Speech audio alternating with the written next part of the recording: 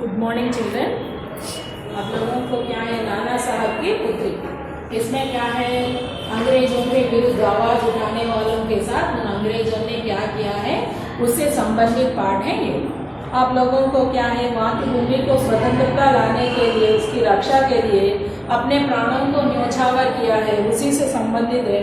और उनके जीवन से उत्कृष्ट हमारे लिए गौरव सम्मान की बात है, क्योंकि वो एक छोटी सी लड़की उस दिन आवाज़ उठाकर वो हम लोगों के साथ नहीं करे तो आज हम लोगों को वो भी नहीं मिलता, और ऊपर से क्या है, हम लोग कुछ भी हासिल नहीं कर सकते हैं। वो गौरवशाली कहते विस्तृत परंपरा से किशोर पीढ़ी को परिचय कराना उद्देश्य है। आप छोटे बच्चे हैं, छोटे बच्चों को भी इस विषय के बारे में बताना, आप लोगों में भी देशभक्ति की भावना को पैदा करना, ये पाठ का मुख्य उद्देश्य है। और इसमें क्या है, हिंदी गद्य के प्रारंभिक रूप से विद्यार्थी उन्हें पाए, इसीलिए इस रचना में मुद्रण और वर्तनी के अधिक परिवर्तित नहीं लिया गया है। इसमें जैसा दिया गया है वो संकलित के रूप में वैसे ही छापा गया है।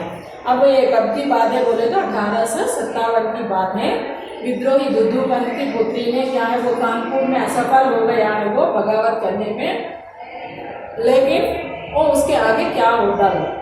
सन 1857 ईस्वी के विद्रोही नेता दुद्दूपंत नाना साहेब कानपुर में असफल होने पर जब भागने लगे हैं तो वे जल्दी में अपनी पुत्री मैना को साथ न ले जाने सका, और उन्होंने क्या किया है, वो भागकर जा गया, लेकिन भागते समय उनको छोटी सी लड़की याद नहीं आया।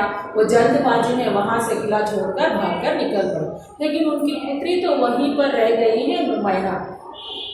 और देवी मैना विदुर के पिता के महल में रहती थी, पर विद्रोही दमन करने के बाद अंग्रेजों के बड़ी क्रूरता से वह निरीह और निरपराध देवी को अग्नि में भस्म कर दिया, और उसकी रोमांचकारी वर्णन पाषाण हृदय को भी एक बार द्रवीभूत करती है।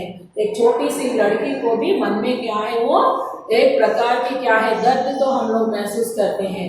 अगर छोटे बच्चों को देखें तो क्या हमारे अंदर दया आ गया, अगर कोई भी गिर गए तो भी हम लोग पास जाकर उनको उठाकर वो पुचकारते हैं, लेकिन उसकी जगह में एक छोटी सी लड़की के साथ उन दुष्ट लोगों ने किस प्रकार का व्यवहार किया। उन लोगों ने उसे जलाकर भस्म कर दिया गया है इसमें। और इसमें क्या है, वो कानपुर में भीषण हत्याकांड करने के बाद अंग्रेजों ने सैनिकों दल बिटूर की ओर आ गया है। वो उन लोगों ने क्या किया है, व्यापार करने के आधारभूत आया है, और धीरे धीरे यहाँ के लोगों को हस्तगत करके एक एक प्रांत को उन्होंने अपने हड़पना शुरू कर दिया है।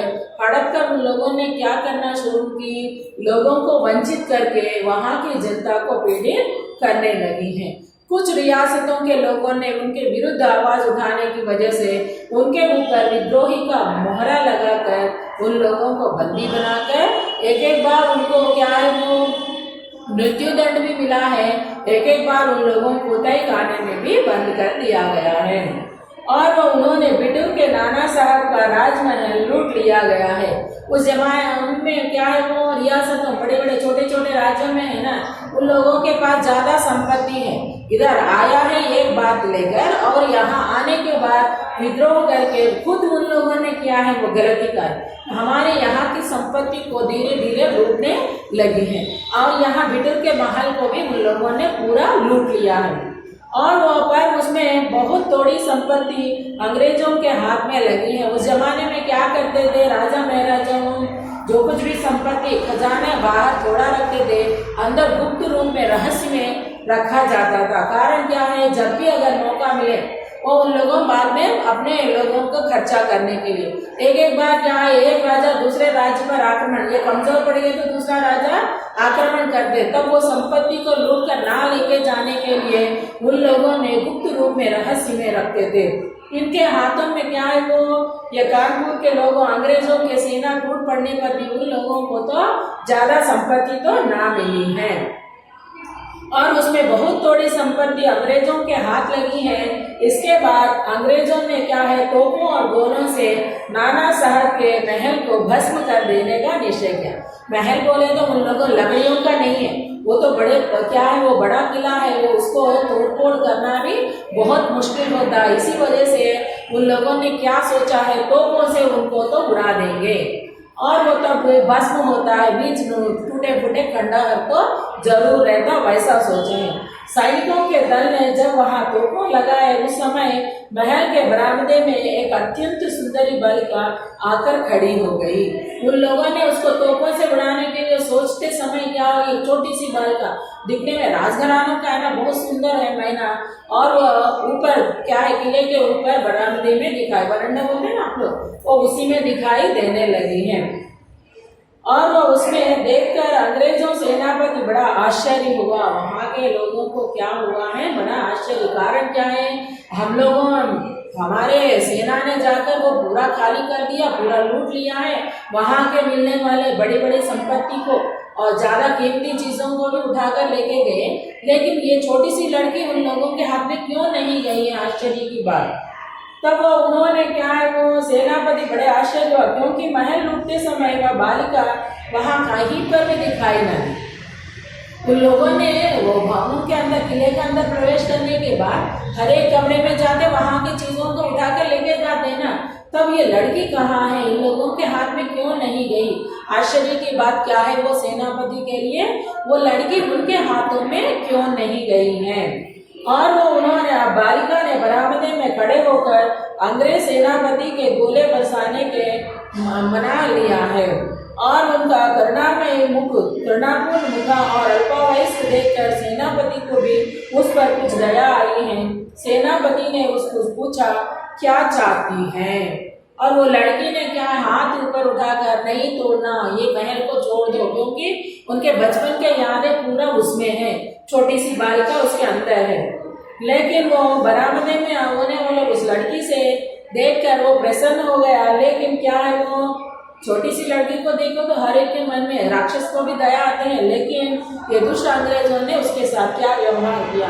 क्या चाहती हो तुम, ऐसा उनको ना तोड़ने के लिए क्यों कह रहे हो, ये हमारा ऊपर से आया है आज्ञा, उसको तो पालन करना है। तब वो बालिका ने शुद्ध अंग्रेजी में भाषण में उत्तर दिया। उन लोगों ने सोचा ये लड़की को अंग्रेजी नहीं आता है, वो तेलुगु वो वहाँ की भाषा में बात करती है, वैसा सोचे, लेकिन शुद्ध अंग्रेजी में वो लोग पूछने पर वो भी शुद्ध अंग्रेजी में जवाब देने लगी हैं। और क्या आप कृपा पर इस महल की रक्षा करेंगे, आप थोड़ा हमारे ऊपर दया करके ये महल को तो छोड़ दीजिए, ये महल को ऐसे ही रहने दीजिए। सेनापति, क्यों, तुम्हारा इससे क्या उद्देश्य है, क्योंकि उनका है आदर्श, जो कुछ भी आता है उसका पालन करना है, तुम ऐसा क्यों पूछते हो, तुम्हारा मतलब क्या है, उद्देश्य क्या है। बालिका ने आप ही बताइए कि मकान गिराने को आपका क्या उद्देश्य है। मुझे तो आप पूछ रहे हैं, वो बात तो सही है, लेकिन ये मकान गिरने का आपका उद्देश्य क्या है। ये मकान को अगर गिरा दिए तो ये बगावत मीन्स अंग्रेज सरकार के विरुद्ध बगावत करने वाले लोग छोड़ देते, ये आपका उद्देश्य क्या है, इसका मतलब ऐसा पूछे हैं। सेनापति ने यह मकान विद्रोहियों के नेता नाना साहब का वासस्थान है, ये नाना साहब यहाँ आकर बसता है, इसी वजह से हम लोग इसको तोड़ दिए तो वह आदमी कहीं पर भी बसने का नहीं होता, वो हमारे हाथ में आ जाता है। और सरकार ने उसे विध्वंस कर देने का आज्ञा दी है। सरकार के खुद हुक्म है ये महल को तो हम लोग क्या है, नाश करना। उस जमाने में क्या है, अंग्रेज सरकार ने जो कुछ भी आदेश देते हैं उन आदेशों का पालन करना पड़ता है उन लोगों को, और इस वजह से हम लोगों को क्या है, वो आदेश को मानना पड़ेगा। अंग्रेज सरकार ने जो कुछ भी अधिकारी जो भी देता है उसको तो पालन करना जरूरी है, और ये विध्वंस करना हमारे लिए, हुक्म मानना हमारे लिए, क्योंकि उनके नीचे काम कर रहे हैं ना, इस वजह से उनके हर एक बात को तो मानना पड़ेगा, ऐसा कहा गया है। और बालिका आपको विरुद्ध जिन्होंने शस्त्र उठाते थे वे दोषी हैं। मीन्स अगर आप लोगों ने जो कुछ भी गलती की, वो गलती को उंगली उठाकर बताए तो वो गलती कहाँ से होते हैं। आप लोगों को जो कुछ भी सही नहीं कर रहे वो बताना, वो दोषी है, वो आपके नजरों में आपकी वो, और चाहते थे। पर इस जड़ पदार्थ मकान ने आपका क्या अपराध किया है। ये मकान तो आपको कुछ भी हानि नहीं की, आपका हानि करने वाला कौन है, उसमें बसने वाला आदमी है, वो आदमी को पकड़ने के लिए कोशिश कीजिए। ये मकान को तो आप मत गिराइए, इसको तो मत क्या है वो तोपों से मत उड़ाइए, वैसा वो प्रार्थना की है वो। और क्या वो मेरा उद्देश्य इतना ही है कि यह स्थान मुझे बहुत प्रिय है, क्योंकि छोटे उम्र से आप लोग किस घर में पले बढ़ते हैं वो घर को तो बहुत प्यार करते हैं। कारण क्या है, आपका पूरा यादें उस कमरों में और उस घर में है, इसी वजह से तो छोड़कर जाना कोई भी पसंद नहीं करते हैं। और मैं यही मेरी प्रार्थना है, इस मकान की रक्षा कीजिए। एक छोटी सी लड़की ने उनसे निवेदन किया है, ये मकान को तो आप लोग मत उड़ाइए। कारण क्या है, ये बचपन की याद पूरे इसमें है। और आपके साथ क्या है वो, ये घर तो आपको कुछ भी नुकसान नहीं किया, ये जिसको पकड़ना चाहते उसको पकड़ कर लेके जाइए, लेकिन इस मकान को तो मत तोड़िए। ऐसा प्रार्थना करने पर भी उन लोगों के कानों में जाता नहीं है ना। और उन लोगों ने क्या है वो सरकार के विरुद्ध जो भी करते हैं, उन लोगों को मकान हो जो भी हो उनको तो हड़प करो, या नहीं ये तो तोड़ डालो, या नहीं ये तो उसको मृत्यु दंड देकर खत्म कर लो। ये बात तो जरूर होता था उन लोगों के लिए। ये पूरा अच्छा ना लगने पर भी क्या है वो मानना पड़ता है वो। इसी वजह से क्या किया है वो उन्होंने, और क्या है, सेनापति ने दुख प्रकट करते हुए कहा कि कर्तव्य के अनुरोध से मुझे यह मकान गिराना होगा। ये छोटी सी लड़की की निवेदना सुनकर वो तो पिघल गए, क्योंकि वो लड़की बहुत सुंदर भी है और बहुत प्यार से बात कर रही है। वो लड़की उस पर रहने लगी है मकान में, इसीलिए उनको भी अच्छा नहीं लगा। लेकिन सरकार के बातों को तो मानना जरूरी है। इस वजह से उन्होंने क्या किया है उन्होंने वो मकान को ना तोड़ने के लिए कोशिश किया है। मैं नहीं जानती, आप ये है जनरल है, आपकी प्यारी कन्या भी मेरी सहेली है। उन्होंने क्या बताया है वो, आपकी बेटी भी मेरी सहेली है, इस वजह से मैं आपसे अनुरोध कर रही हूँ। और वो लड़की ऐसा कहने की वजह से उन्होंने क्या कहा है, उनको थोड़ी धीमी में वो उनको याद आने लगी है, ये लड़की से पहले मुलाकात हुई, असल में क्या हुआ है क्या है उसके बारे में ये जनरल है।